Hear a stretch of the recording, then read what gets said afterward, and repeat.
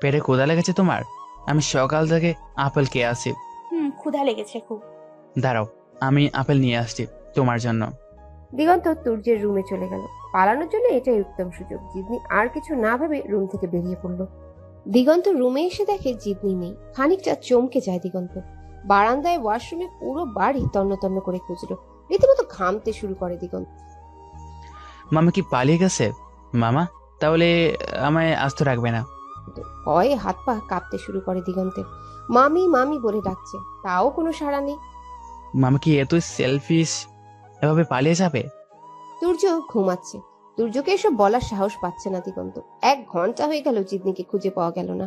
দিগন্ত তুর্যের কাছে কিছু না বলে বাড়ির আশেপাশেও জিদনিকে হন্যে হয়ে খুঁজছে। এখন তুর্যের কাছে বলা ছাড়া উপায় নেই। বললে কেমন রিয়েক্ট করবে তুর্য? ভাবতেই ভয়ে কেঁপে উঠছে দিগন্ত। চোখ থেকে পানি পড়ছে দিগন্তের। আস্তে আস্তে রুমে গিয়ে তুর্যের পাশে বসে ফুপিয়ে ফুপিয়ে কাঁদতে লাগলো। ভয় আর কান্না জড়িত কণ্ঠে ডাকতে লাগলো তুর্যকে। তুর্যের ঘুমই ভাঙছে না। দিগন্তের কান্নার শব্দ ক্রমশ বেড়ে চলেছে। তুর্যের ঘুম ভেঙে যায় দিগন্তের ডাকে। তুর্য কিছু বুঝতে না পেরে দিগন্তের দিকে হা করে তাকিয়ে রইল। হঠাৎ ঘুম ভাঙার ফলে কিছুই বুঝতে পারছে না। চোখ কসলাতে কসলাতে তুর্য বলল, আরে আরে হয়েছে কি, কাঁদছিস কেন? দিগন্তের হাত পা কাঁপছে। কিছুতেই বলার সাহস পাচ্ছে না। কেঁদেই চলেছে, মুখে কিচ্ছু বলছে না। তুর্য আবার বলল, কি হয়েছে, পেটে ক্ষুধা লেগেছে তোর? আচ্ছা আমি এখন রাঁধবো, তবু কান্না বন্ধ করতো। দিগন্তের কান্না আরো বেড়ে চলেছে। দিগন্তের এমন কারণ ছাড়া কান্নায় বিরক্ত হচ্ছে তুর্য। আবার বিষয়টা তুর্যকে ভাবাচ্ছেও। এরকম অযথা কান্না করার মতো ছেলে তো দিগন্ত না। যে জন্যই কাঁদুক, অন্তত কারণটা তো বলবে। তুর্য এবার ধমক দিয়ে বলে, কি হয়েছে বলতে বলছি না? মামি, মামিকে পাচ্ছি না। মুহূর্তে চোখ মুখ কুচকে ফেলে উদ্গ্রীব হয়ে তুর্য বলল, কি বললি? দিগন্ত কান্না ভেজা কণ্ঠে বলল, মামি রুমে নেই, অনেক খুঁজেছি, কোথাও পাচ্ছি না মামিকে। রুমের দরজা তো লক করা ছিল, ইভেন বাড়ির মেন দরজাও তো লক করা ছিল, আর চাবি ছিল তুর্যের কাছে। তাহলে জিদনিকে পাওয়া যাচ্ছে না মানে কি? এত সব জিজ্ঞেস করার সময় নেই এখন তুর্য পাগলের মতো ছুটে জিদনির রুমের কাছে গেল। রুমের দরজা খোলা, পুরো বাড়ি কোথাও নেই জিদনি। তুর্য হাঁপিয়ে গেল, চেঁচিয়ে বলল, তুই একা বাসায় কেন? আমি তো সারাদিন আব্বুর কাছে হসপিটালে থাকি, রাতে ঘুমাতে বাসায় আসি। তুর্যের ফ্যামিলির উপর জিদনির এই মুহূর্তে খুব বেশি ঘৃণা হচ্ছে। আজ শুধু ওদের জন্য এই অবস্থা হয়েছে। তিহান বারবার জিজ্ঞেস করছে জিদনি কোথায় ছিল, কিভাবে আসলো, কি হয়েছিল। তিহান এর কোনো কথার উত্তর দিচ্ছে না জিদনি, শুধু কেঁদেই চলেছে। তিহান আবার বলল, দিদি, তোকে সূর্য তুলে নিয়ে গিয়েছিল? হুম। শুয়োরের বাচ্চাগুলো কত খারাপ জানিস? ওই চেয়ারম্যানের বেটা আব্বুকে কত অপমান করেছে। সবার কাছ থেকে ছাড়িয়ে তুই নাকি কোন ছেলের সাথে পালিয়ে গেছিস। আব্বু বাসা থেকে বের হতে পারতো না মানুষের কথার জন্য। আব্বু মাঝে মাঝে লুকিয়ে লুকিয়ে কাঁদতো। জিদনি এবার বিস্ময়ের চরম শিখরে পৌঁছে গেল। একে তো ওরা জোর করে তুলে নিয়ে গিয়েছে, তার উপর আব্বুকে অপমান করেছে, আবার বদনামও ছড়িয়েছে। মানুষ এত খারাপ কি করে হয়? রাগে জিদনির শরীর কাঁপছে। একটা ট্যাক্সি ভাড়া করে 2 ভাই বোন হসপিটালে আসলো। জিদনির বুকের ভিতর ফেটে যাচ্ছে। চেয়ারম্যান বাড়ির প্রত্যেকটা লোককে শিক্ষা দিয়েই ছাড়বে, প্রয়োজন মতো খুন করবে। ধীর পায়ে হেঁটে জিদনি ওর বাবার কাছে গেল। বেডে শুয়ে আছে জিদনির বাবা। বাবার পাশে বসে দেয়ালের সাথে হেলান দিয়ে ঘুমোচ্ছে জিদনির মা। সারা রাত মা বোধহয় ঘুমায়নি। বাবার চেহারার দিকে তাকিয়ে জিদনির কান্না আরো বেড়ে গেল। কি অবস্থা হয়েছে মানুষটার! তিহান আঙ্গুলের ইশারায় জিদনিকে চুপ থাকতে বলল, মায়ের ঘুম ভেঙে যাবে। মা নাকি সারাটা দিন রাত একটুও ঘুমায় না, খাবার মুখে নেয় না, সারা দিন রাত কাঁদে। মায়ের পুরো নাক মুখ ফুলে গেছে। জিদনির বুকের ভেতরটা ফেটে যাচ্ছে। ইচ্ছা করে তুর্যকে খুন করতে। মানুষ 2টা শেষ হয়ে গেছে। না, তুর্যকে কিছুতেই ছাড়বে না জিদনি। এর শাস্তি ভোগ করতেই হবে। জিদনির মুখে কাপড় গুজে কাঁদতে লাগলো। কাঁদতে কাঁদতে হেঁচকি উঠে গেছে। এর ভেতর রুমে নার্স আসলো। জিদনির বাবার ওষুধ খাওয়ার টাইম হয়েছে। লোকটা উঠে বসতে পর্যন্ত পারে না। জিদনি আস্তে করে গিয়ে ওর মায়ের পাশে বসলো। মাকে আলতো করে জড়িয়ে ধরে বলল, আম্মু। এই ডাকেই ঘুম ভেঙে যায় জিদনির মায়ের। ঘুম ভাঙবেও না কেন, এ যে কতদিনের কাঙ্ক্ষিত ডাক। চোখ খুলে রীতিমতো অবাক হয়ে তাকিয়ে রইল জিদনির মা। হয়তো বুঝতে পারছে না এটা স্বপ্ন নাকি সত্যি। জিদনির মা জিদনির দিকে এক দৃষ্টিতে তাকিয়ে আছে। জিদনি আবার বলল, আম্মু আমি জিতনি। জিদনির মা বিস্ময়ের সুরে বলল, মা জিতনি। আম্মু আমি আসছি দেখো। জিদনির মা জিদনিকে জড়িয়ে ধরে হাও মাও করে খেতে দেয়। বিস্ময়ে মানুষটা পাগল হয়ে গেছে, নিজের চোখকে বিশ্বাস করতে পারছে না। ওনার সামনে বসে এভাবে কাঁদেন কেন? রুম থেকে বের হয়ে কাঁদেন। নাকি আপনারা? নার্সের কথায় হুঁশ ফেরে জিদনির, কিন্তু জিদনির মায়ের সেদিকে কোনো খেয়াল নেই। কান্নার জন্য কথা বলতে পারছে না, কোনো মতে বলল, কোথায় ছিলি? কোথা থেকে আসলি? সব বলবো, তুমি কেঁদো না আর। আমি আসছি, ঠিক হয়ে যাবে। মায়ের কান্না এত সহজে থামার না। এদিকে নার্সের রাগারাগি। উপায় না পেয়ে জিদনি মাকে নিয়ে রুমের বাইরে বের হলো। মা একদম বাচ্চাদের মতো হয়ে গেছে, কোনো কথাই বুঝতে চাচ্ছে না। জিদনি বুঝতে পারলো এই মানুষগুলোকে সামলানোর জন্য হলে ওকে শক্ত হতে হবে। জিদনির মা রাগে ক্ষোভে উচ্চস্বরে বলল, ওই তুর্য কুত্তার বাচ্চায় তোকে নিয়ে গিয়েছে তাই না? ওদের এবার ছাড়বো না, ওদের জন্য আমার সব শেষ। জিদনির মা তুর্যকে গালাগাল করতেই থাকলো। এখন যদি তুর্যকে কাছে পেত তাহলে হয়তো খুন করে ফেলতো। কান্না কিছুটা থামিয়ে দীর্ঘ নিঃশ্বাস ফেলে বলল, তোর বাবাকে ওরা একদম মেরেই ফেললো। নিজেকে সামলে জিদনি বলল, বাবার কিচ্ছু হবে না, ভালো ট্রিটমেন্ট করালে ঠিক হয়ে যাবে। বাবাকে চিকিৎসার জন্য সিঙ্গাপুর পাঠাবো, তুমি টেনশন করো না। অনেকভাবে বুঝে মায়ের কান্না বন্ধ করলো জিদনি। এই মানুষগুলোকে আর কাঁদতে দেওয়া যাবে না, সেজন্য জিদনিকে শক্ত হতে হবে। জিদনির বাবা কোনো রকম চোখ মেলে তাকাতে পারে, কথা বলতে পারে না। বাবার এমন অবস্থা জিদনির ভেতরটা কঠোর করে তুললো। দুর্যোগকে এত সহজে ছাড়বে না। জিদনি অনেকবার আব্বু বলে ডাকলো। এই ডাক শোনার ক্ষমতা এখন আর জিদনির বাবার নেই। জিদনির বাড়ির কাছে লোক পাঠিয়ে খোঁজ নিল দুর্য, কিন্তু বাড়ির গেটে তালা দেওয়া। কোথায় জিদনি? ওর বাবার কাছে হসপিটালে? জিদিকে ওর বাবার অসুস্থতার কথা জানে, আর ও বাড়ি থেকে পালিয়ে গেল কিভাবে? রাহুল সাহেবের প্রশ্নের উত্তরে তুর্য বলল, না, যিনি তো জানে না ওর বাবার অসুস্থতার কথা। তুই কি দিগন্তকে বলেছিস? আর দিগন্ত জিদিকে বলে দিয়েছে এমনটা নয় তো? না আব্বা, আমি দিগন্তকেও বলিনি, জিদনিকেও বলিনি, কিছুই বুঝতে পারছি না। রাহুল সাহেব এবার রেগে গেল, বলল, তোর কিচ্ছু বুঝতে হবে না, তুই ললিপপ খা। এত কিছু করলাম, তা তুই কি করলি এটা? কিছু না বলে ওকে ওখান থেকে নিয়ে এসেছিস কেন, সেইটা আগে বল। রাহুল সাহেবের কথায় কি উত্তর দিবে তুর্য ভেবে পায় না, বলল, জিদনি অসুস্থ হয়ে পড়ছে, ওখানে ভালো ডাক্তার হলে, তাই ওকে নিয়ে এসেছি। অনেক ঘন্টা সেন্সলেস হয়েছিল। রাহুল সাহেব উচ্চস্বরে ব্যঙ্গ করে বলল, ও অনেক ঘন্টা সেন্সলেস হয়েছিল তাই না? ওর জন্য খুব দরদ। একবার আমায় বলতে আমি ডাক্তার পাঠিয়ে দিতাম। আর অসুস্থ মানুষটা পালিয়ে যায় কিভাবে?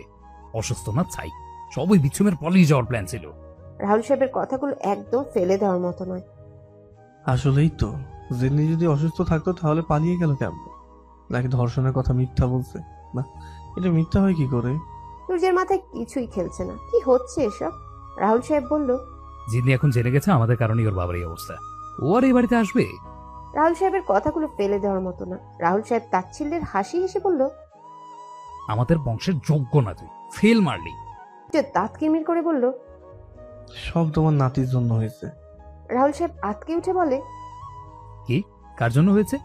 তুর্য কিছু বলতে গিয়েও থেমে যায়। রাহুল সাহেব আবার বলল, দিগন্তের জন্য কি হয়েছে বল। তুর্য খানিকটা রেগে বলল, কিচ্ছু হয়নি। তুই বুঝতে পারছিস এবার কি হবে? কি হবে না হবে এত ভেবে কি হবে? চুপ, একদম চুপ। এত ভেবে লাভ নেই তো। ওই মেয়ের জন্য মজনু হয়ে গিয়েছিলে কেন?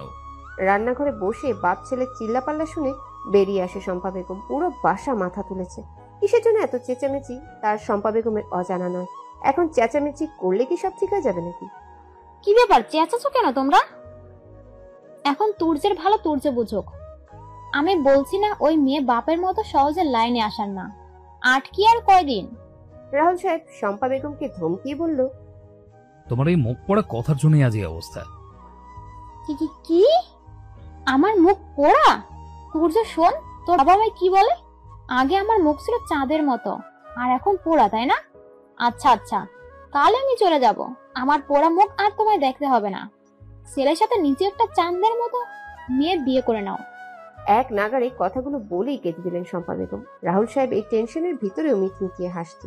সূর্য খাম্বার মতো দাঁড়িয়ে কাণ্ড দেখছে। শম্পা বেগম আর এই মুহূর্তে না দাঁড়িয়ে হনহনিয়ে চলে গেল। রাহুল সাহেব হাসতে হাসতে সোফায় বসে বলল, দেখ, তোর মা একটু কথা কি রিয়াক্টটা করলো। আমার কাছ থেকে ধমক দিয়ে কথা বলাও নিতে পারে না, অথচ নিচে যা ইচ্ছা তাই বলে। এই মানুষগুলো এমন টাইপই হয়। সূর্য কিছু না বলে চুপচাপ বসে রইল। রাহুল সাহেব আবারও বলল, খোঁজ দিয়ে দেখ কোন হসপিটালে জিনের বাবা। আপাতত আর জিনিকে তুলে আনবো না, দেখি কি হয়। সূর্য আর কিছু না বলে বাসা থেকে বেরিয়ে পড়লো। সব হসপিটাল খোঁজ নিয়ে দেখলো। অবশেষে জিদনির সন্ধান মিলল। জিদনি কি হসপিটালে ভর্তি, নাকি ওর বাবার জন্য হসপিটালে? অনেক প্রশ্ন তুর্যের মাথায় ঘুরপাক খাচ্ছে। আর জিদনি রাতে পালিয়ে গেল কখন? জিদনির বুকে মাথা রেখে ঘুমোচ্ছে জিদনির মা। অনেকদিন পর বোধহয় নিশ্চিন্তে ঘুমাচ্ছে। জিদনি জানে ওর বাবার এই অসুস্থতা ওর মায়ের জন্য কত কষ্টকর। বাবার একটু জ্বর হলেও মা সারা রাত ঘুমাতো না, আর আজ সেই মানুষটা মরার মতন পড়ে আছে। কেই বা এই দৃশ্য সহ্য করতে পারবে? বাবার মাথায় হাত রেখে নীরবে কাঁদছে জিদনি। এই মানুষ দুটাকে আগলে রাখার দায়িত্ব এখন জিদনি। জিদনি তিহানকে বলল, তিহান তুই স্কুলে যাস না? না দিদি, আব্বু অসুস্থতার পর থেকে যায়নি। স্কুলে গেলেও মানুষ বাজে বাজে কথা বলতো। তুমি নাকি কোন ছেলের সাথে পালিয়ে গেছো, স্যার ম্যাডামরা পর্যন্ত জিজ্ঞেস করে। এখন আর কেউ কিছু বলবে না, তুই স্কুলে যা, আমি আছি। আব্বুকে রেখে যাব না। আব্বুর কিছু হবে না বলছি না আমি। জিদনি ফিরে আসায় তিহান আস্থা খুঁজে পেল। অনেক বুঝিয়ে তিহানকে স্কুলে পাঠালো জিদনি। জিদনি ভাবতে পারেনি এত কিছু হবে। পুরো সাজানো সংসার শকুনের কবলে শেষ। তুর্য হসপিটালে আসলো। তুর্য জানে জিদনি হয়তো সিন ক্রিয়েট করবে, তাই হসপিটালের ভিতরে যায়নি। তুর্যের বন্ধু আবিরকে পাঠালো। আবিরকে দেখেই চিনতে পারলো জিদনি, ওদের এলাকারই ছেলে। তার মানে তুর্য জেনে গেছে জিদনি এখানে। জিদনি, একটু হসপিটালের সামনে এসো, তুর্য তোমার সাথে কি যেন বলবে। জিদনি স্বাভাবিক কণ্ঠে বলল, আসছি। জিদনির মা সজাগ হয়ে গেল, আঁতকে উঠে বলল, কোথায় যাচ্ছিস তুই? তুর্যের সাথে কথা বলতে। তুর্যের সাথে তোর কিসের কথা? আমি জানি না কি কথা বলবে। কোনো কথা শুনতে যাবি না তুই, আবার তুলে নিয়ে যাবে। এবার আর তুলে নিতে পারবে না।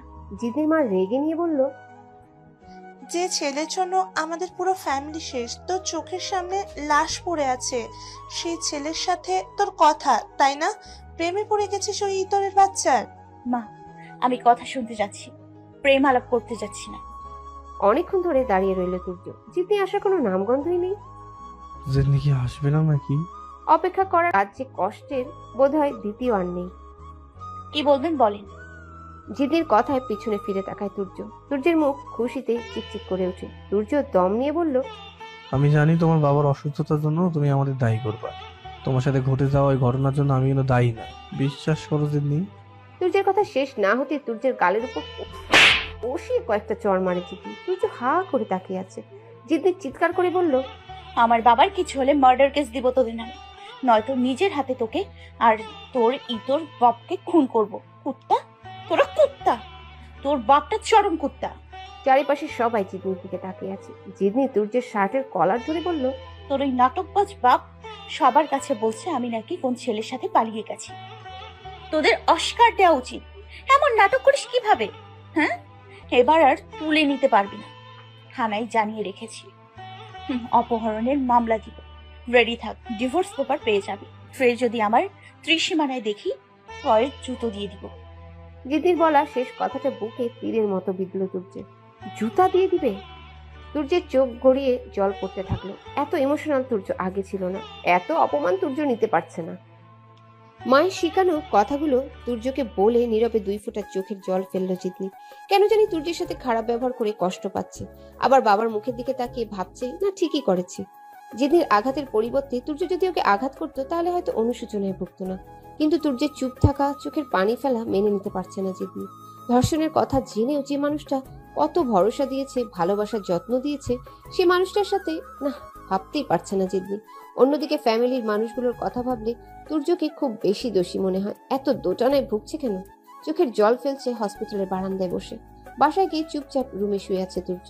রাহুল সাহেবের উপস্থিতি টের পেয়ে ঘুমের ভান করে শুয়ে রইল। এখন মোটেও কথা বলার ইচ্ছা নেই। তুজু কখন আসলি? ঘুমিয়ে গেছিস? তুর্যের কাছ থেকে কোনো সাড়া না পেয়ে আবার বলল, তোর আম্মাই বললো তুই মাত্র আসলি, এইটুকু সময়ের মধ্যে ঘুমিয়ে গেলি? রাহুল সাহেবের চিৎকার চেঁচামেচির জন্য শুয়ে থাকার জো নেই। মুখে একরাশ বিরক্তি নিয়ে উঠে বসলো তুর্য। রাহুল সাহেব রেগে বলল, প্রবলেমটা কি তোর? এসে কিছু না বলে চুপ মেরে রইলি? মাথা ব্যথায় আব্বা। জিদির কি অবস্থা? কি আর অবস্থা, ওর বাবা অসুস্থ, ওর মেয়ের মন মেজাজ ভালো নাই। একটু দম নিয়ে তুর্য আবারও বলল, আচ্ছা আব্বা, আপনার ভেতর কি বিবেক বুদ্ধি বলতে কিছু নাই? ছেলের মুখে এমন কথা শুনে রাহুল সাহেবের মুখ চুপসে গেল। রুকুচকে বলল, মানে আবার কি? আচ্ছা আপনি বলেন, আমার মতো লাফাঙ্গা ছেলের কাছে কে মেয়ে দিতে চাইবে? বাপের সম্পত্তি দেখে এখন আর কেউ মেয়ে দেয় না, যোগ্যতা সম্পন্ন জামাই যায় সবার। আর জিদনির ফ্যামিলি কত সচেতন তা তো জানেনি। ভনিতা না করে আসল কথা বল। আমরা জিদনিকে অন্যায়ভাবে তুলে নিয়ে বিয়ে করেছি, তা বিয়ের আসর থেকে। এটা মা বাবার জন্য কতটা অপমানজনক তা আপনি বুঝেন? আর আপনি জিদনির বাবাকে বাড়ি এনে অপমান করেছেন, পুরো এলাকায় ছড়িয়েছেন জিদনি কোনো ছেলের সাথে পালিয়ে গেছে।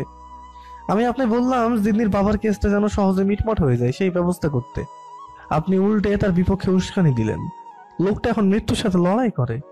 ভাবতে পারেন আমাদের জন্য কত জিদনির ফ্যামিলির বড় ক্ষতি হয়েছে। এরপরেও কি জিদনি আমাদের মাফ করবে আব্বা? আর ওর মা আমাদের সহজে ছেড়ে দিবে বলেন? রাহুল সাহেব বিছানা থেকে উঠে দাঁড়িয়ে বলল, বাবা, শ্বশুরের জন্য দেখছি দরদ উতলে উঠছে। আমায় জ্ঞান দিচ্ছিস? আমায়? রাহুল চেয়ারম্যানকে জ্ঞান দিচ্ছিস, তাই না? আরে এগুলো কি আমি আমার নিজের জন্য করেছি নাকি তোর জন্য? আমরা অন্যায়ভাবে সব করেছি আব্বা। খুব বিবেক বিবেচনা উপচে পড়ছে, তাই না? তাহলে ওই মেয়েকে বিয়ে করার জন্য মরিয়া হয়ে উঠলে গেল। আব্বা যা হওয়ার হয়েছে, যদি যদি ইচ্ছা করে আসে আসবে, আর জোর করবো না। ওর মতো থাকুক না। ওই মেয়েকে আমি এনেই ছাড়বো। খুব তেজ, তাই না? রাহুল সাহেবের তেজ কি কম নাকি? আব্বা এখানে বিষয়টা তেজ নিয়ে নয়, আর জিদনির ফ্যামিলি কিছুতেই ওকে আর আসতে দেবে না, আর ডিভোর্স পেপার পাঠিয়ে দেবে শীঘ্রই। রাহুল সাহেব উচ্চস্বরে হেসে উঠে বলল, ডিভোর্স পেপার, তাই না? এত কাঁচা কাজ রাহুল চেয়ারম্যান করে না। তুর্য রাহুল সাহেবের কথার কিছুই বুঝল না, বলল, মানে? এত মানে তোর বুঝতে হবে না। আব্বা আমি আপনার একটা কথা বলি। বল। আপনি জিদনির ব্যাপারে আর কিছু করবেন না। ওই সময় ওকে ডিস্টার্ব করা ঠিক না। আব্বা মানুষের মানসিক অবস্থা বোঝা দরকার। বেশি ভালো মানুষ হতে যাস না, পৃথিবীতে ভালো মানুষেরা না খেয়ে মরে। আর এক মুহূর্ত না দাঁড়িয়ে তুর্যের রুম থেকে হনহনিয়ে বেরিয়ে গেল রাহুল সাহেব। জিদনির বাবার অবস্থা দিন দিন খারাপ হচ্ছে। জিদনির মা একদম অসুস্থ হয়ে গেছে। সব দায়িত্ব এখন জিদনির। জিদনি ভাবতে পারছে না ও না আসলে কি যে হতো। রাতে ঘুম হয় না জিদনি। হসপিটালে ঘুমানো যে কত কষ্টের। একদিকে ফ্যামিলি, অন্যদিকে তুর্য। সব চিন্তা ভাবনা থেকে অবসর নিতে চায় জিদনি। সেদিনের পর থেকে তুর্য আর জিদনির সামনে আসেনি। জিদনি বুঝতে পারছে তুর্য হয়তো আর আসবে না। এত অপমানের পর কেই বা আসতো, কিন্তু অপমান নয়, ওদের শাস্তি প্রাপ্য। তবুও যে কেন জিদনির মন মানছে না জিদনি ভেবে পাচ্ছে না। হয়তো তুর্যের প্রতি দুর্বল হয়ে পড়েছে। ভালোবাসা এমন শক্তি যার কাছে পৃথিবীর সবচেয়ে শক্তিশালী মানুষটাও দুর্বল। তুর্যের নিঃস্বার্থ পবিত্র ভালোবাসা সবকিছু ভেবে দীর্ঘ নিঃশ্বাস ফেলছে জিদনি। সেদিনের অপমানের পর তুর্যের চোখের পানিটুকু খুব বেশি যন্ত্রণা দিচ্ছে জিদনিকে। জিদনির বাবার জন্য ওর মায়ের ভাইয়ের চোখের পানি আবার তুর্যের প্রতি ঘৃণার জন্ম দেয়। চিন্তায় পাগল হয়ে যাচ্ছে জিদনি। আজ জিদনির মেজো ফুপু এসেছে হসপিটালে ভাইকে দেখতে। আজ জিদনির বাসায় থাকতে হবে। জিদনির মেজো ফুপু খুব বেশি রাগী মানুষ। তুর্য তোকে জোর করে তুলে নিয়ে গেছিল, তাই না? জি ফুপু। কত মাস তোকে আটকে রেখেছে? প্রায় 4 মাস। প্রায় হলে হবে না, সঠিক হিসেব লাগবে। জিদনি বুঝতে পারছে না আর ফুপু কেন এতগুলো কথা জিজ্ঞেস করছে। ফুপুর হাজবেন্ড পুলিশ অফিসার, অনেক বড় ক্ষমতাশীল।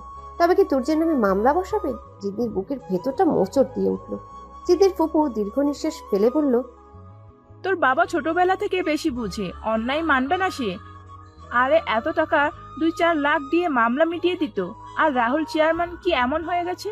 তোর বাবার কি টাকা কম আছে? শুধু রাজনীতির ক্ষমতা এসব থেকে দূরে থাকে।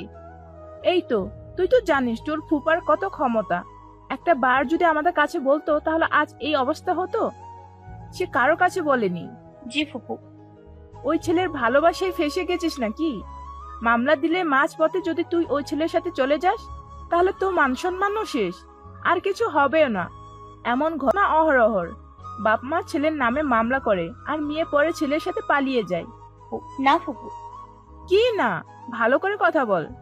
জিদনি কাপা কাপা কণ্ঠে বলল, যাব না পালিয়ে। তোর ঠিক থাকতে হবে। এবার ওদের বুঝিয়ে ছাড়বো। খুব বড় নেতা হয়েছে, তাই না? এতদিন প্রমাণের অভাবে সবাই চুপ ছিল। এসব ঝামেলা করতে জিদনির মন কেন জানি কিছুতেই সায় দিচ্ছে না। কিন্তু কি বলবে জিদনি? জিদনির বাবাকে সিঙ্গাপুরে পাঠানোর ব্যবস্থা চলছে। সারাক্ষণ ভাবনায় মগ্ন থাকে জিদনি। কি হতে চলেছে? আজ জিদনির ফুপু হসপিটালে থাকবে। জিদনি আর তিহান বাসায় চলে গেল। রাত 12টায় বিছানায় শুয়ে এপাশ ওপাশ করছে তুর্য। ঘুম আসছে না। জিদনির সাথে যোগাযোগ না থাকলে সবসময় জিদনির খোঁজ রাখছে। জিদনি আজ বাসায় আছে তাও জানে। একটা বার কি জিদনিকে গিয়ে দেখে আসবে? এত রাতে কি যাওয়া উচিত হবে? তুর্য 7-5 না ভেবে বাসা থেকে বেরিয়ে পড়লো। জিদনির বাসার সামনে এসে দেখলো বাসায় লাইট অন করা আছে এখনো। কে আছে বাসায়? যা হওয়ার হবে।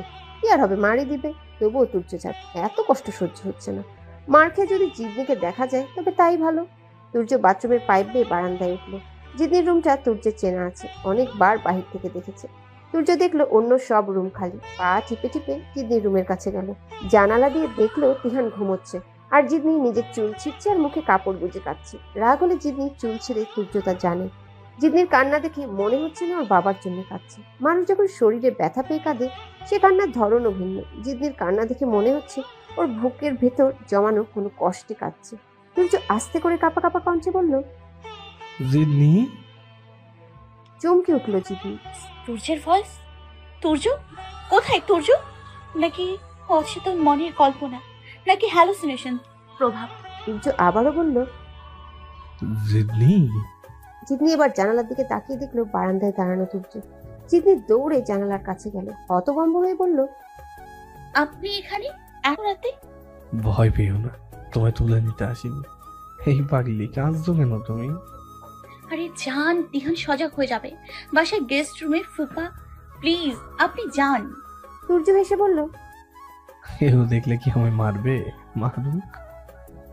পাগল হয়েছেন আপনি, যান তো, নয়তো আমি সবাইকে ডেকে সজাগ করব। সে তুমি পারবে না, আমি জানি জিদনি। সেদিন হসপিটালে অপমান করেছি, তাতে হয়নি? না, অল্পতে আমায় হয় না। আজকে জুতা দিয়ে দিবা দাও। তুর্যের পাগলামি দেখে অবাক না হয়ে পারল না জিদনি। তুর্য আবারও বলল, এতদিন হসপিটালে ছিলে বলে যাই। তোমার আম্মু যদি আমায় দেখে রাগে হার্ট অ্যাটাক করে। সেদিন তো তুই করে বললে, আজকে আবার আপনি বলো যে। জিদনি কি করবে ভেবে পাচ্ছে না, বলল, আপনি যাবেন নাকি আমি সত্যি সত্যি মানুষ ডাকবো? ডাকো ডাকো, আমি তোমার জন্য শহীদ হতে চাই। আর যদি কোনো রকম বেঁচে থাকি তাহলে হব গাজী। এগুলো কেমন পাগলা মানে আছে এগুলোর? জিদনি হাজার চেষ্টা করে ওর সাথে খারাপ ব্যবহার করতে পারছে না। জিদনি, তোমার বাবাকে বিদেশে পাঠাও ডাক্তার দেখাতে। আমি সব টাকা দিব। আর আমার বাবা অন্যায় করে ফেলছে, তা আমি জানি। আপনি অন্যায় করেননি? করেছি তো। দেখেন, আমি ধর্ষিতা, আপনি অনেক ভালো মেয়ে পাবেন। আপনি মানুষটা অনেক ভালো। তুর্য চাপা কণ্ঠে চেঁচিয়ে উঠল, তুই 1000বার ধর্ষণ হলেও আমার তোকেই যাই জিদনি। জিদনি হয়ে ছেড়ে যাস না জিদনি। দেখিস তোর বাবার কিছু তো হবে না। আমি সত্যি এমনটা চাইনি জিদনি। তুর্যের চোখে জল টলমল করছে। জিদনি কি বলবে? তুর্যের চোখের ভাষা যে ওকে দুর্বল করে দেয়। তুর্য আবার বলল, আচ্ছা, আমরা ভুল করছি। তুই আমার নামে মামলা দে প্লিজ। আব্বাকে এর ভেতর জড়াস না। আমি অনেক বছর জেলে থাকবো, অন্যায় শাস্তি ভোগ করব। তারপর তোকে নিয়ে সুন্দর একটা সংসার সাজাবো রে। আপনার বাবাকে এসবে জড়ালে মানহানি হবে, এটা আপনার সহ্য হয় না। আর আমার বাবার এই অবস্থা আমি কিভাবে সহ্য করি? আমি তোর অবস্থা বুঝি বলেই সব অপমান মুখ বুঝে সহ্য করি। তুর্য জানালার গ্রিলের ফাঁক দিয়ে জিদনির হাত ধরে বলল, যত অপমান কর, শাস্তি দে, তো আমায় ছেড়ে যাস না রে। জিদনির চোখ দিয়ে কিভাবে যেন আপনা আপনি জল গড়াচ্ছে। কান্না ভেজে কণ্ঠে বলল, আপনি যান, আমায় একা থাকতে দিন। জিদনির হাত বুকে চেপে ধরে তুর্য বলল, জিদনি, আমি এখন 5 ওয়াক্ত নামাজ পড়ি, জানিস?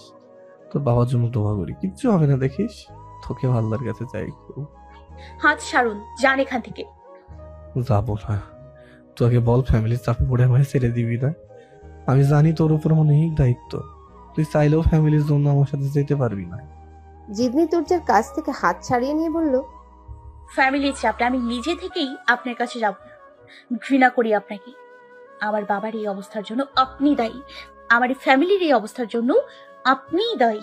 এই বলে জিদনি ঠাস করে জানালা বন্ধ করে ফ্লোরে বসে কাঁদতে লাগলো।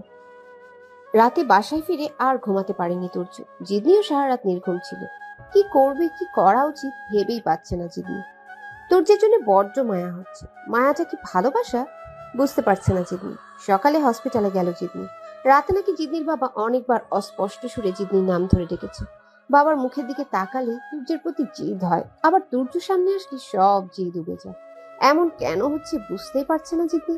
জিদনির সব আত্মীয় স্বজন এসেছে জিদনির বাবাকে দেখতে। সবারই এক কথা, তুর্যকে ছাড়বে না। জিদনি সারাক্ষণ চুপচাপ বসে থাকে, ভালো লাগে না কারোর সাথে কথা বলতে। জিদনি হসপিটাল থেকে একা বাসা যেতে চাইলে জিদনির মা না করে। জিদনির মা এখনো ভয় পাচ্ছে যদি আবার জিদনিকে তুলে নিয়ে যায়। আম্মু, আমি কালকে একা গেছি বাসায়, তুমি টেনশন করো না, কিচ্ছু হবে না। আমি টেনশন করবো না তো কে টেনশন করবে? বেশি বুঝবি না তুই, যা বলছি তাই শোন। রূপকের সাথে বাসায় যাবি তুই। রূপকের নাম শুনেই মেজাজ খারাপ হয়ে গেল জিদনি। রূপক জিদনির খালাতো ভাই। জিতনি সব কিছু নিয়ে সে বেশি বেশি ভাবছে। এত ভাবনা ভালো লাগে না জিতনি, হাব ভাবও সুবিধার মনে হচ্ছে না। এর আগেও জিতনিকে প্রেমের প্রস্তাব দিয়েছে, সেই থেকে অসহ্য লাগে রূপককে। মায়ের কথায় বাধ্য হয়ে শেষ পর্যন্ত রূপকের সাথেই যেতে হলো। জিতনি, জানো তোমার বিয়ের কথা শুনে আমি কতটা কষ্ট পেয়েছি, আর সবচেয়ে বেশি খারাপ লেগেছে তোমায় তুলে নিয়ে গেছে এটা শুনে। রূপকের কথায় মেজাজ খারাপ হচ্ছে জিতনি, কাটা গায়ে নুনের ছিটা দিতে আসছে। জিতনি, কথা বলছো না কেন? এমনি। দেখো, মন খারাপ করে আর কি হবে, যা হবার হয়েছে। ওই ছেলের পরিণত আবার। মুখে বিরক্তি ভাব ফুটিয়ে জিতনি বলল, রূপক ভাই, আমার এখন কথা বলতে ভালো লাগছে না। আমি তোমার মনের অবস্থাটা বুঝি। আপনাকে এত বুঝতে হবে না, আপনি যান, আমি একা বাসায় যেতে পারবো। দেখো, আমার দায়িত্ব তোমার বাসা পর্যন্ত পৌঁছে দেয়া। তুমি একদম আগের মতো জেদেই রয়ে গেছো। জিতনি চেঁচিয়ে বলল, কি এমন হয়েছে যে আমায় পরিবর্তন হতে হবে? আমি এস্টাবলিশ হইনি বলে তোমার বাসায় বিয়ের প্রস্তাব দেয়নি, নয়তো দিতাম। রূপক ভাই, আমার এসব শুনতে ভালো লাগছে না। রিক্সা কিছু দূর যেতেই একটা রেস্টুরেন্টের সামনে রিক্সা থামালো রূপক। রিক্সা ভাড়া দিতে দিতে বলল, চলো তোমায় নিয়ে একটু রেস্টুরেন্টে যাই। সকালে তো কিছু খাওনি তাই না? আমিও খাইনি। রূপকের কথার দিকে খেয়াল নেই জিতনি। জিতনি পাশের ফার্মেসির দিকে তাকিয়ে আছে। তুর্য আর রাহুল চেয়ারম্যান। তুর্য বোধহয় অসুস্থ, ওষুধ নিতে এসেছে। কালকে রাতেও তো সুস্থ ছিল। তুর্যকে দেখে খুব বেশি অসুস্থ মনে হচ্ছে। জিতনিকে এক দৃষ্টিতেই ফার্মেসির দিকে তাকিয়ে থাকতে দেখে রূপক বলল, এই জিতনি, কি দেখছো? কি হলো? কোন ছেলের দিকে তাকিয়ে আছো? হ্যাঁ, আরে আমি কি কম সুন্দর নাকি? রূপকের কথায় কান দিচ্ছে না জিতনি। হঠাৎ জিতনির চোখ পড়ে তুর্যের চোখে, সাথে সাথে দৃষ্টি নামিয়ে নেয় জিতনি। জিতনিকে দেখে চেয়ার ছেড়ে উঠে দাঁড়ায় তুর্য। রূপক কথার দিকে খেয়াল না দেওয়ায় আচমকা জিতনির হাত ধরে রেস্টুরেন্টের দিকে পা বাড়ায় রূপক। জিতনি হাত ছাড়িয়ে নিয়ে বলল, এগুলো কোন ধরনের অসভ্যতা? এখানে মানুষ জানে না আমরা ভাই বোন নাকি অন্য কিছু। এমনিতেই ঝামেলায় আছি, তার ওপর এসব আমার ভালো লাগছে না। রূপক ভ্রু কুঁচকে বলল, কোন সব ভালো লাগছে না? হ্যাঁ, তুমি আমার কথা শুনছো না বলে আমি তোমার হাত ধরেছি। আমরা ভাই বোন, টেক ইট ইজি। আমি সেটাই বলছি, মানুষ জানে না যে আমরা ভাই বোন। আপনি এতগুলো মানুষের সামনে হাত ধরে টানাটানি করছেন। আচ্ছা সরি, লেটস গো। আমার যেতে ইচ্ছে করছে না, আপনি যান। জিদি, আমি তোমার মনের অবস্থা বুঝি। তোমার বাবা অসুস্থ, কিন্তু এভাবে না খেয়ে কতদিন থাকবা? খালামণি আমায় বলেছে তোমার রেস্টুরেন্টে খাওয়াতে। জিতনি আর কথা না বাড়িয়ে রেস্টুরেন্টের ভিতর ঢুকলো। আচ্ছা বলো, কি খাবে? আমার খেতে ইচ্ছে করছে না, আপনি খান। রূপক কথা না বাড়িয়ে বিরিয়ানি অর্ডার দিল, জিতনির ফেভারিট বিরিয়ানি। জিতনি খাচ্ছে না, শুধু হাত দিয়ে নাড়ছে। জিদি, খাচ্ছ না কেন? খাচ্ছি। আচ্ছা জিদি, তুর্যকে দেখাতে পারবা? দেখতে কেমন? শুনেছি বিশাল বড় নেতা নাকি। তার ভয়ে এলাকা কাঁপে। তোমাদের বাসায় তো তেমন আসে পারে না, তাই চিনি না। খেতে খুব সুন্দর। বাবা, প্রশংসা করছো না দেখি। প্রশংসার কি হলো? যে সুন্দর তাকে তো আমি কুৎসিত বলতে পারি না। সে সুন্দর নাকি তার প্রতি তোমার দৃষ্টি সুন্দর? এসব কথার উত্তর দিতে ইচ্ছা করছে না জিতনি। রূপক আবার বলল, আচ্ছা, তোমাদের ভিতর কোনো কিছু হয়নি? I mean physical relation? Chair ছেড়ে উঠে দাঁড়ালো জিতনি, নাকি মুখে ক্রোধের আগুন। ভয় পেয়ে গেল রূপক। আমাদের ভেতরে কি হয়েছে না হয়েছে সেটা জেনে আপনার কি লাভ? এমন ফালতু প্রশ্ন করার সাহস কি করে হয় আপনার? সমস্যাটা কি আপনার? সে কখন থেকে আজ এরা প্রশ্ন করে যাচ্ছেন। রূপক চাপা কণ্ঠে বলল, জিদনি, তুমি কিন্তু আমায় অপমান করছো। জিতনি পাশের টেবিলে তাকিয়ে দেখলো তুর্য বসা। রাগে তুর্যের নাক মুখ লাল হয়ে আছে। তুর্য তাহলে এতক্ষণ জিতনিকে ফলো করছিল। তুর্যকে দেখে অসুস্থ দেখাচ্ছে খুব। তুর্য হঠাৎ এসে রূপকের পাশে বসলো। জিতনি চমকে গেল। তুর্য যদি এখন কোনো ঝামেলা করে? তুর্য রূপকের কাঁধে হাত রেখে বলল, আমি তুর্য, আমার চেহারা কেমন সেটা আমার দিকে তাকিয়ে দেখে নিন। রূপক চমকে গেল, বলল, খুব বড় নেতা না তুই? বেশি পারিস না, তোর সাহস কি করে হয় আমার সামনে আসার? তুর্য ফিক করে হেসে বলল, আমার সাহস আমার কাছে জানতে না চেয়ে আশেপাশের মানুষের কাছ থেকে জেনে নিন। নিজের সম্পর্কে নিজে বলতে গেলে খারাপ দেখায় না। আর আমি ভদ্র ভাষায় কথা বলছি, আপনিও ভদ্রতা বজায় রাখুন। আর হাজার হলেও আপনি আমার বউয়ের বড় ভাই, সম্মানটা আপনার প্রাপ্য। বলেই উচ্চস্বরে হেসে দিল তুর্য। জিতনি ভয়ে রীতিমতো ঘামতে শুরু করলো। তুর্যকেও ভালো করেই চিনে। তুর্য যদি এখন রূপককে কিছু বলে তাহলে বিষয়টা আরো দূরে করাবে। জিতনি রূপককে উদ্দেশ্য করে বলল, ভাইয়া চলুন এখান থেকে। তুর্য বলল, আমার বউ আবার ঝামেলা পছন্দ করে না। তাই আপনার নিয়ে যেতে চাইছে, কিন্তু আমি ঝামেলা খুব পছন্দ করি, তাই আপনার নিয়ে যেতে দেবো না। রূপক বলল, তুই কি ভেবেছিস আমি চোরের মতো পালিয়ে যাব? আরে না না, পালিয়ে যাবেন কেন? জানতে চাইছিলেন না আমাদের মাঝে কিছু হয়েছিল কিনা? আরে ভাই, এত কষ্ট করে বিয়ে করছে কি পূজা করার লেগে? কত কিছুই তো হবে। আপনি বলদের মতো তারপর জানতে চাইছেন? কোন লেভেলের বলদ আপনি? জিতনি চেঁচিয়ে বলল। তুর্য, আপনি চুপ করেন, যান এখান থেকে। এর পরিণাম কিন্তু ভালো হবে না। তুর্য বলল। উফ জিদনি, তুমি চুপ থাকো তো। তুর্য রূপককে উদ্দেশ্য করে বলল, আজ যদি কখনো জিদনির সাথে দেখি আপনার পা ভেঙে না হাতে ধরিয়ে দেবো। জিদনি আমার বউ, এত যদি শখ থাকে বিয়ে করে বউ নিয়ে ঘোরাফেরা করেন, অন্যের বউ নিয়ে ভাব করেন কেন? হ্যাঁ, জিদনি বলল, আমি আপনাকে স্বামী হিসেবে মানি না। কয়দিনের মধ্যে ডিভোর্স হয়ে যাবে। আমি যার সাথে ইচ্ছা তার সাথে ঘুরবো, আপনার কি?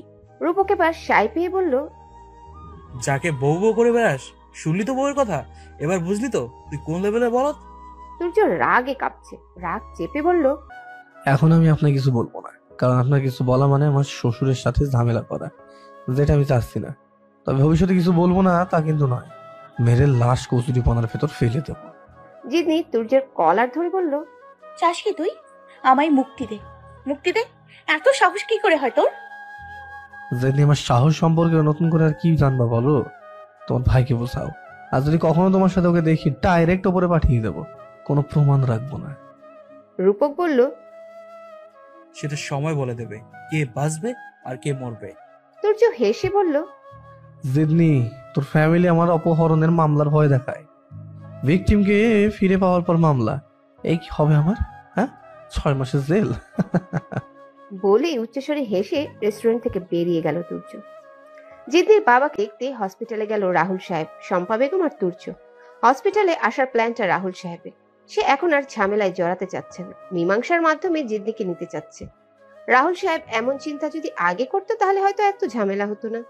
হসপিটালে আসতে নারাজ তুর্য। তুর্য জানে কত অপমানিত হতে হবে। নিজে একা অপমানিত হবে সে ভিন্ন কথা, সন্তানের সামনে বসে কেউ যদি বাবা মাকে অপমান করে তাহলে কারোরই সহ্য হয় না। তবুও রাহুল সাহেবের কথায় বাধ্য হয়ে গেল তুর্য। রাহুল সাহেবকে দেখে চমকে গেল সবাই। এই লোকটার কি লাজ লজ্জা নেই নাকি আক্কেল জ্ঞান নেই? শম্পা বেগমকে এক প্রকার জোর করে নিয়ে আসছে রাহুল সাহেব। শম্পা বেগম এসব পাগলামির মানে খুঁজে পাচ্ছে না। সবাই চুপ মেরে রাহুল সাহেবের কাণ্ড কারখানা দেখছে। তুর্য রুমের বাহিরে দাঁড়িয়ে আছে। রাহুল সাহেব গিয়ে জিদনির বাবার পাশে বসলো। শম্পা বেগম জিদনির কাঁধে হাত রেখে বলল, কেমন আছো মা? শম্পা বেগমের উপর রাগ জিদনির কখনোই ছিল না। জিদনি জানে এসব এই মানুষটার কোনো হাত নেই। সবাই আর চোখে তাকাচ্ছে জিদনির দিকে। তাকানোর মানে হলো জিদনি যেন শম্পা বেগমকে কড়া কথা শুনে। কিছু কিছু নীরবতা যেন ঝড়ের পূর্বাভাস। রাহুল সাহেব বুঝতে পারছে না কেউ কিছু না বলে এভাবে তাকিয়ে আছে কেন। রাহুল সাহেব ভেবেছিল তাদের দেখার সাথে সাথে সবাই চিৎকার চেঁচামেচি করবে, অপমান করবে, তা না করে চুপ করে আছে। রাহুল সাহেব সব অপমান সহ্য করার প্রস্তুতি নিয়েই এসেছে। রাহুল সাহেব যে কোনো ভাবে জিদনিকে ওনার ঘরের বউ করে নিবেই, এখন আর জোর করে নেওয়া সম্ভব না। তাই এই পন্থা অবলম্বন করেছে। আপনারা এখানে কেন এসেছেন? তামাশা দেখতে?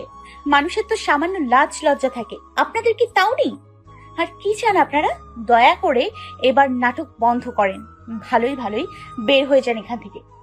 সে কথাগুলো বলে লম্বা দম নিল জিদনি। রাহুল সাহেবের দিকে তাকিয়ে বলল, আমি আমার প্রেমিকের সাথে পালিয়ে গেছি, তাই না?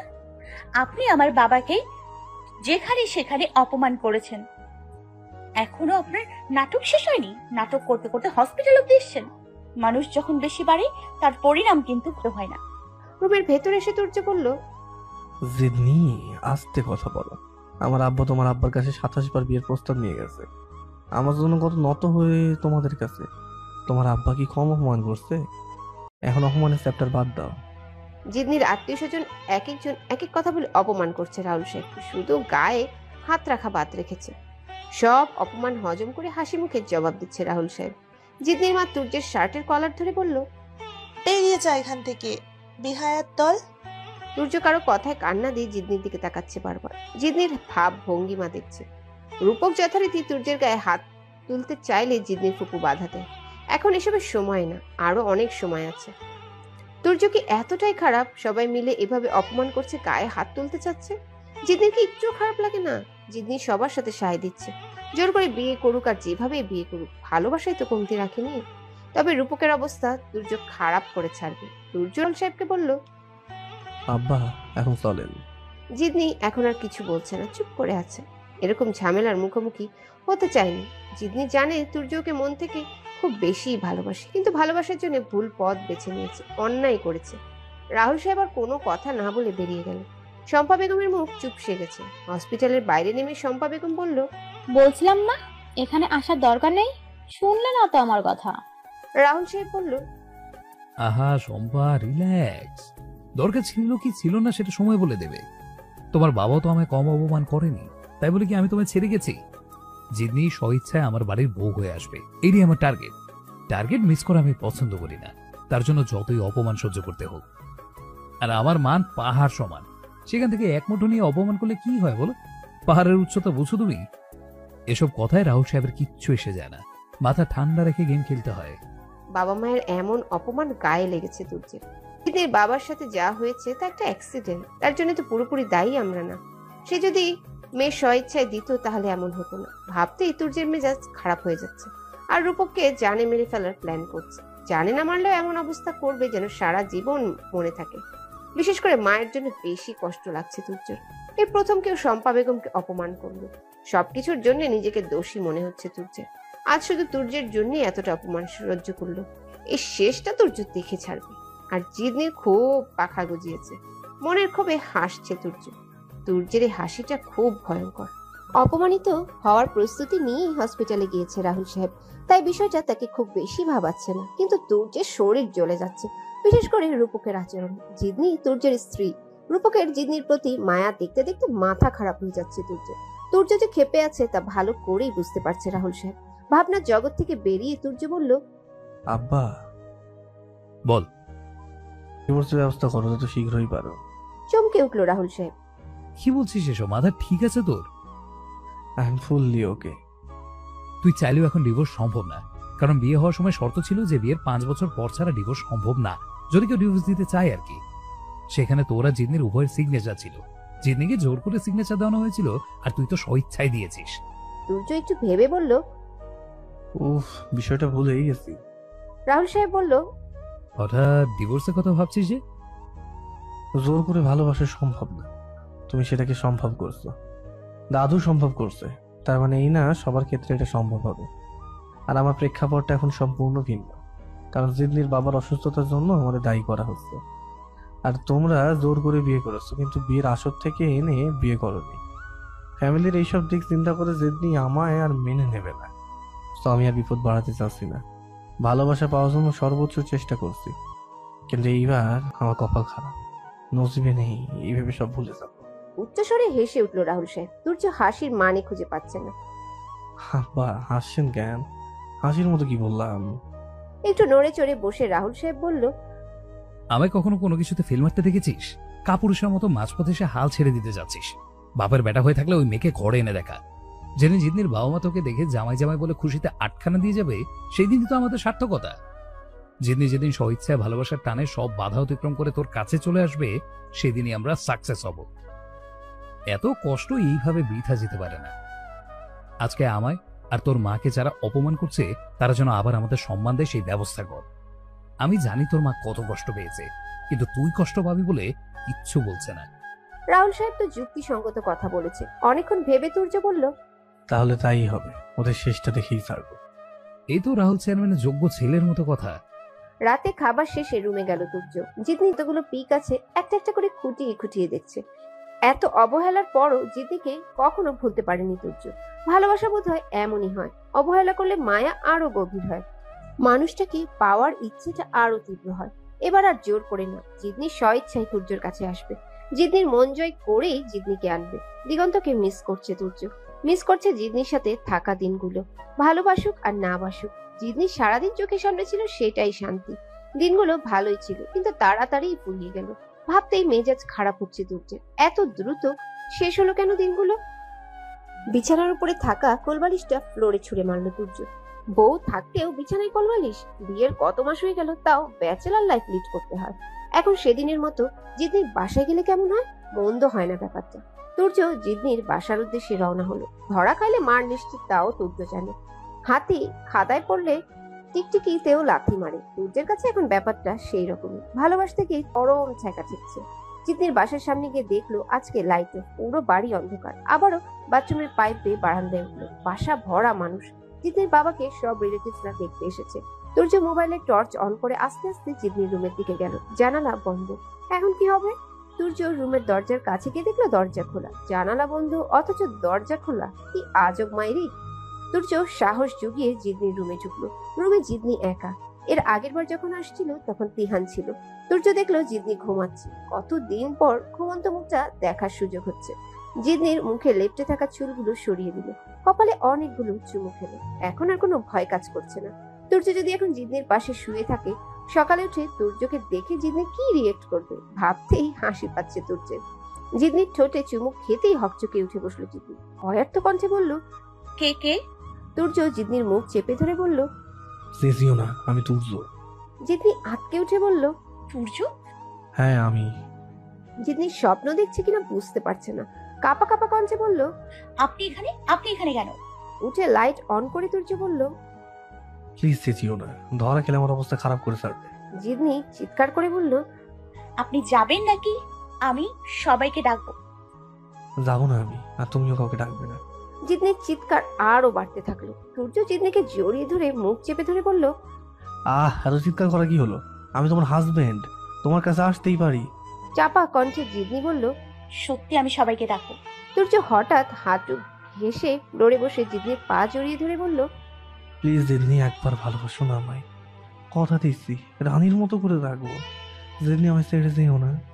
জিতনি ভ্যাবাচেকা খেয়ে পা সরিয়ে ফেললো। কি কাণ্ডজ্ঞানহীন কাজ করলো তুর্য। এমন পাগলামি কেউ করে? এই ছেলেটা এমন কেন? সূর্য জিতনির দিকে তাকিয়ে বলল, এই আশ্চর্য হওয়ার কিছুই নেই। প্রতিনিয়ত তোমার জন্য যে কষ্ট হয়, তার কাছে পা ধরা কিছুই নয়। আর তুমি আমার ওয়াইফ, তোমার কাছে পার্সোনালিটি দেখি কি হবে গো? অবাক হয়ে মুখে হাত দিয়ে দাঁড়িয়ে আছে জিতনি। কিছু বলার ভাষা হারিয়ে ফেলেছে। হঠাৎ করে পেছন থেকে তুর্যের মাথার উপর জোরে সরে আঘাত করে। রুকুচকে জিতনি বলল, রূপক ভাই? তুর্যের মাথা থেকে রক্ত বেয়ে পড়ছে। মাথায় হাত দিয়ে ফ্লোরে বসে পড়ল তুর্য। কি হয়ে গেল এগুলো? জিতনি 7-5 না ভেবে রূপকের গালে কষিয়ে চড় মারল। চিৎকার করে বলল, তোর এখানে কি কাজ? কে ডেকেছে তোকে এখানে? আমার ব্যাপারে তুই এত নাক গলাচ্ছিস কেন? আমাদের নিয়ে তোর এত মাথা ব্যথা কেন? আমি কি করব না করব সেটা আমার ব্যাপার। আমার ভালো আমি বুঝি। গায়ে পড়ে প্রীতি দেখাতে আসছিস কেন? হ্যাঁ? জিতনির কথা শুনে হাঁ করে তাকিয়ে রইল রূপক। রূপক হয়তো ভেবেছিল তুর্যকে মারলে জিতনি খুশি হবে। জিতনি শেষ পর্যন্ত চড় মারলো। অবাক রূপক বলছে, বাবা, পুরোই তো লাইলি মজনু। আচ্ছা আচ্ছা, এত যখন প্রেমে হাবুডুবু খাচ্ছিস তো এত নাটক করছিস কেন? বাবা মাকে ছেড়ে চলে যা তোর মজনুর হাত ধরে। রাগে জিতনির গা জ্বলে যাচ্ছে। হাজার হোক তুর্যর হাজবেন্ড, রূপকের বেশি বেশি বাড়াবাড়ি জিতনির চরম বিরক্ত লাগছে। ইচ্ছে করছে আরো কয়েকটা চড় দিতে। তুর্য চুপ হয়ে ফ্লোরেই বসে থাকলো। জিতনি লম্বা শ্বাস ফেলে বলল, আমি কার হাত ধরে যাব সেটা তোকে বলতে হবে? এই তুই কে আমার ব্যাপারে কথা বলার? আমরা স্বামী স্ত্রী এক রুমে আছি এত রাতে, সেখানে এভাবে আসা কোন ধরনের সাসরামি? সাসরা ছোট লোক, বের হ রুম থেকে। রূপক তাচ্ছিল্যে সুরে বলল, স্বামী স্ত্রী এত প্রেম? তাহলে তো ব্যাপারটা তোর বাবা মাকে জানাতে হয়। যে ছেলে তোকে তুলে নিয়ে গেছে, যার জন্য তোর বাবা মৃত প্রায়, তার জন্য প্রীত উঠছে উঠছে। আমার গালে চড় মেরেছিস, তোকে সবকিছু হারে হারে টের পাওয়া উচিত। মনে রাখিস তুই তোর অবস্থা কি হয় তাই দেখিস। কি বোঝাবি তুই? হ্যাঁ, যা হয়েছে সেটা আমাদের স্বামী স্ত্রী আর আমার ফ্যামিলিগত ব্যাপার। তুই কে এই বিষয়ে কথা বলার? তুর্যকে আমি ডিভোর্স দিয়ে দিব, ওর সাথে আমি সংসার করব না, but still he is my husband. তোর সাহস হয় কি করে ওর গায়ে হাত তোলার? আমি ফালতু ছোট লোক তাই না? তোর বলা প্রত্যেকটা কথার জন্য তোকে পস্তাতে হবে। আরে যা যা, তুই কে পস্তায় সেটা সময় বলে দেবে। আর আমার প্রতি প্রেম ভালোবাসা এসব ভুলে যা। ক্যারেক্টারলেস কোথাকার। আমি ক্যারেক্টারলেস নাকি তুই ক্যারেক্টারলেস? এত রাতে একটা ছেলের সাথে একই রুমে? ছি। রূপকের কথা শেষ না হতেই জিতনি আবার রূপকের গালে চড় মারল। এই তোর, আমি আমার হাজবেন্ডের সাথে এক রুমে। অসভ্যের মতো কথা না বলে রুম থেকে বের হ। আমার ব্যাপার আমি বুঝবো। রূপককে আর কিছু বলার সুযোগ না দিয়ে রুম থেকে বের করে দরজার ছিটকিনি লাগিয়ে দিল জিতনি। রূপক এখন বাসার সবাইকে ডাকবে, ডাকলে ডাকুক। যতই যা হোক না কেন, তুর্যের গায়ে এভাবে হাত তোলা মোটেও উচিত হয়নি। ফ্যামিলিগতভাবে মামলা দিলে সেটা ভিন্ন ব্যাপার, কিন্তু রূপকের এত সাহস অবাক হয়ে যাচ্ছে জিদনি। কিভাবে পায়ে ধরে অভিনয় করলো তুর্য। জিদনির মাথা খারাপ হয়ে যাচ্ছে। কি করা উচিত? এমন যদি কেউ পাগলামি করে তাহলে তার প্রতি মায়া হওয়াটা অতি স্বাভাবিক।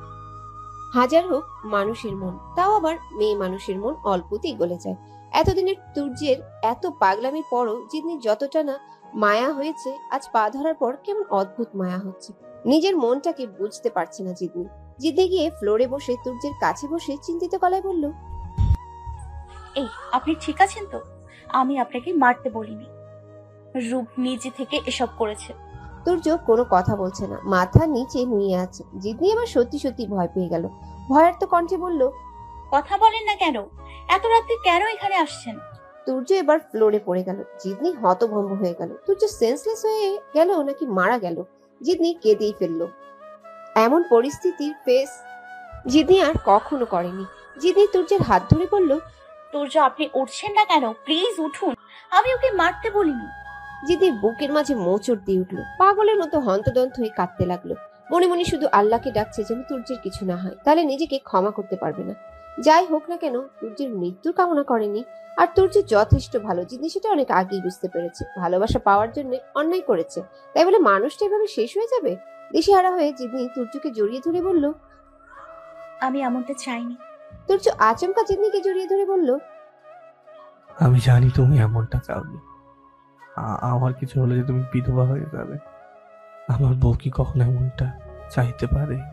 জিদনি তুর্যকে ছেড়ে চমকে গিয়ে বলল, এতক্ষণ ভান করছিলেন? তুর্য হেসে বলল, আরে বউ আর একটু জড়িয়ে ধরো না।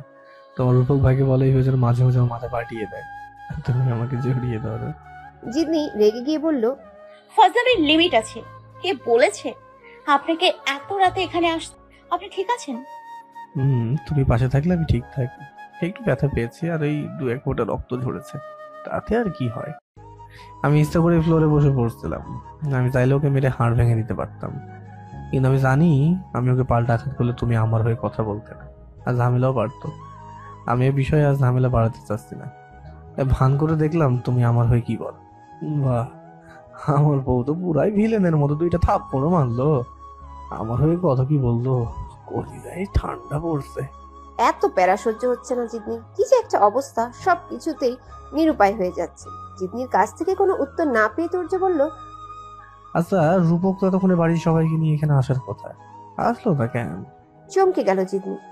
তাই তো, রূপক এখনো আসলো না কেন? অস্বাভাবিক লাগছে বিষয়টা জিদনির কাছে। তুর্যের মাথা থেকে রক্ত পড়তে দেখে মাথা ঠিক ছিল না জিদনি। কি বলতে কি বলে ফেলেছে। তখন জিদনির মাথায় কিছু কাজ করছিল না, শুধু ইচ্ছা ছিল রূপককে আরো কয়েকটা চল দিতে। তুর্যকে আঘাত করেছে, এতে তো জিদনির খুশি হওয়ার কথা, তবে এমন হচ্ছে কেন? জিদনি নিজেকে নিয়ে ভয় হচ্ছে। পাগল হয়ে যাচ্ছে না তো? রূপক যদি বাবা মায়ের কাছে বলে দেয় তাহলে তো সবাই জিদনিকে দোষারোপ করবে। সবাই বলবে তুর্যের জন্য ওর এত কিসের মায়া। ভয় পাচ্ছে জিদনি খুব। একটা মানুষকে চোখের সামনে এভাবে আঘাত করলো রূপক, কি বাহবা দেওয়া উচিত ছিল? মোটেও না। তুর্য জিদনিকে বলল, রূপককে নিয়ে তোমার এত ভাবতে হবে না। ও একা একা কি যেন ফন্দি করছে, তাই কাউকে ডাকছে না। ওরা সিপা শয়তান টাইপের ছেলে, ওদের মতো ছেলেদের ভালো করে চিনি। রূপক যদি তোমার রিলেটিভস না হতো তাহলে এতক্ষণে হসপিটালে থাকতো। জিদনি এসব কথার উত্তর না দিয়ে তুর্যর হাতে ব্যান্ডেজ দিয়ে বলল, মাথায় ব্যান্ডেজ করেন, বাসায় গিয়ে ঔষধ খেয়ে নিন, আর কখনো এখানে আসবেন না। আপনার আর আমার মিল কখনো সম্ভব না। এখন চলে যান প্লিজ। সেটা সময় বলে দেবে সম্ভব কি সম্ভব না। তুমি তখন কনফিউজডের ভিতরে আছো। মাঝে মাঝে আমার মাথায় জড়িয়ে যাও, আর ফ্যামিলি কথা ভেবে সব ভুলেও যাও। এত চিন্তা করো না এইসব নিয়ে, তাহলে পাগল হয়ে যাবে। আমি এসব শুনতে চাইনি, প্লিজ আপনি চলে যান এখান থেকে। আমি আর নিতে পারছি না। এমন করলে আমি সুইসাইড করব। সি, বাজে কথা বলো না, মাথায় পেইন হচ্ছে। আমি এখন হেঁটে যেতে পারবো না, রাস্তে মোড়ে থাকবো। আজকে রাতটা তোমার রুমে থাকতে দাও। পাগল হয়েছেন আপনি? মাথা গেছে? আপনি বুঝতে পারছেন না আপনাদের সাথে আমাদের কত শত্রুতা? আমি আপনাকে ভালোবাসি না। কতবার বলবো এক কথা? হয়েছে, নাটক বন্ধ করো। আমি জানি ভালোবাসো কিনা। আমার প্রবলেম হবে, সবাই আমাকে ভুল বুঝবে। চলে যান আপনি। রূপক আবার ঝামেলা করবে। মেরে ফেলো, যাবো না। তুমি যাও, সবাইকে ডেকে এনে মার খাওয়াও, তবুও যাবো না। জিদ করবেন না। আপনার জন্য আমার অনেক ক্ষতি হয়েছে। একটু বোঝার চেষ্টা করুন আপনি প্লিজ। কেউ দেখবে না আমার, কেউ আসলে আমি খাটের নিচে লুকিয়ে পড়বো। আমার প্রচুর মাথা ব্যথা হচ্ছে। জিদনি নিরুপায় হয়ে বসে রইল। মহা বিপদে পড়ল। তুর্য আচমকা জিদনিকে জড়িয়ে ধরে খাটে শুয়ে পড়ল। জিদনিকে বুকের মাঝে নিয়ে বলল, একটুও চিল্লাবা না। তুমি যদি চিল্লাও আমি সবাইকে ডেকে তুলে ইচ্ছে করে মার খাবো। খুব ভোরেই ঘুম ভেঙে যায় জিদনি। রাতের কথা মনে হতেই বুকের ভিতর ধক করে ওঠে। সারা রাত তুর্যের বুকে ঘুমিয়েছে। লজ্জায় লাল হয়ে যাচ্ছে জিদনি। তুর্য জিদনির দিকে তাকিয়ে আছে। জিদনি চমকে গিয়ে বলল, আপনি সজাগ? ছাড়েন আমায়, বাসায় চলে যান। এখন যদি বাড়াবাড়ি করেন তাহলে ভালো হবে না। তুর্য জিদনিকে ছেড়ে উঠে বসলো। জিদনির কানের কাছে মুখ নিয়ে বলল, এই তুমি আজ তো একটা ঝাল মরিস। আমি ঝালমরিচ তাই না? রাতে রুম থেকে বের করে দিলেন, বুঝতেন। কিভাবে বের করতেন ম্যাডাম? আমি জানলা দিয়ে ছুঁড়ে ফেলে দিতেন নাকি? আমার এই হাতির মতো শরীরটা জানলা ভেদ করে দিয়েছ কিভাবে? জিদনি চোখ রাঙিয়ে বলল, অনেক হয়েছে, বাসার সবাই ঘুম ভেঙে যাবে এখন। মার খাওয়ার ইচ্ছে না থাকলে যান। হ্যাঁ আমি মার খাবো, তাই দিয়ে তোমার কি দরকার? তোমার এত লাগে কেন? সুযোগ বুঝে খোটা দিতে মিস করলো না তুর্য। জিদনি দাঁত কিরমিরিয়ে বলল, সুযোগ বাঁধিল, আমি এখন সত্যি সত্যি সবাইকে ডাকবো। তুমি যদি সবাইকে ডেকে আমি মার খাওয়াতে পারো তাহলে আমি চলে যাবো। কি আজব আজব কথা বলছেন আপনি? বোঝেন না আমার প্রবলেম হবে? আর আমি খাটে নিচে থাকলে কেউ দেখবে নাকি? আপনি কিন্তু বলেছেন আপনি সকাল হলে চলে যাবেন। প্লিজ বোঝার চেষ্টা করুন, যান আপনি। হ্যাঁ হ্যাঁ আমি যাবো। আর তুমি রূপকের সাথে ডেটিং মারবা, শালা ইডিয়েট। জিদনি চোখে মুখে রাগের চিহ্ন। চাপা কণ্ঠে বলল, আমি ডেটিং মারি তাই না? তা নয় তো কি, আমায় তাড়িয়ে দিতে চাচ্ছ কেন? আমার জন্য ডেটিং এর সমস্যা হচ্ছে তাই? আরে মানুষ শ্বশুর বাড়ি আসলে জামাই আদর করে, আর তোমরা এত অসামাজিক কেন? ন্যাকামি কম কম করেন। সিরিয়াস হন প্লিজ, সিরিয়াস হন। আর আমি ক্যারেক্টারলেস না যে যার তার সাথে ডেটিং এ মারবো। সেইটাই তো, আমার বউ কি ক্যাটারলেস হতে পারে যে আমায় রেখে ডেটিং মারবে? এই বলে আবার শুয়ে পড়লো তুর্য। ঘুম ঘুম চোখে বলল, আমি যাবো না, বেড়াবো। আব্বা আমায় বলছে শ্বশুর বাড়ি কয়দিন বেরিয়ে আয়। বিয়ে হয়েছে কতদিন হলো, আজ পর্যন্ত শ্বশুর বাড়ি আসনি। এমন করলে শ্বশুর শাশুড়ি মনে কষ্ট পায়। তুর্য যে ফাজলামির মুডে আছে বুঝতে বাকি নেই জিদনি। এটা কি ফাজলামির সময় নাকি? উনি কি বুঝতে পারছে না বিষয়টা কত সিরিয়াস? এমন করছে মনে হচ্ছে কিছুই বোঝে না উনি। তুর্য আবার বলল, আরে এত কি ভাবছো?